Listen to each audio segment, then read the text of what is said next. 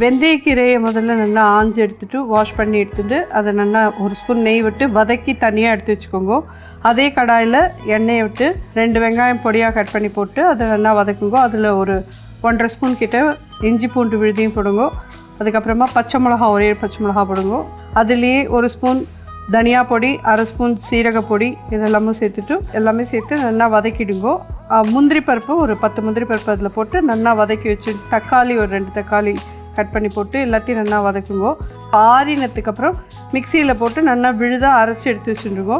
திருப்பி இன்னொரு கடாயை வச்சு அதில் 1 ஸ்பூன் நெய் விட்டு வேக வச்ச பட்டாணியை அதோடு சேர்த்து போட்டு நல்லா கொதிக்க விடுங்கோ. அந்த இது நல்லா வதங்கினதுக்கப்புறமா அரைச்சி வச்சுருக்கிற விழுதை அதில் சேர்த்து அதையும் சேர்த்து நல்லா கொதிக்க விடுங்கோ.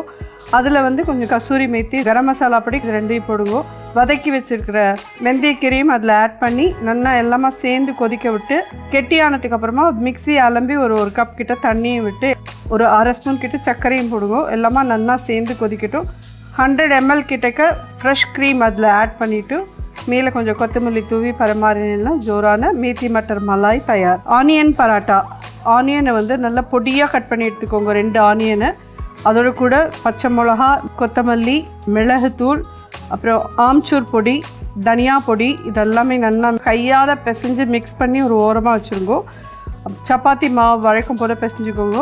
கொஞ்சம் அரை மணி ஊறினதுக்கப்புறமா கொஞ்சம் தடியாக அதை இட்டுண்டு உள்ளுக்குள்ளே ஸ்டஃப் பண்ணி மெல்லிசாக இடாமல் கொஞ்சம் தடியாக இருக்கும் பராட்டானா அந்த மாதிரி இட்டு தவாவில் போட்டு 2 பக்கமும் நெய் விட்டு ஒரு எண்ணெய் விட்டு வாட்டி எடுத்தேன்னா ஜோரான ஆனியன் பராட்டா தயார்.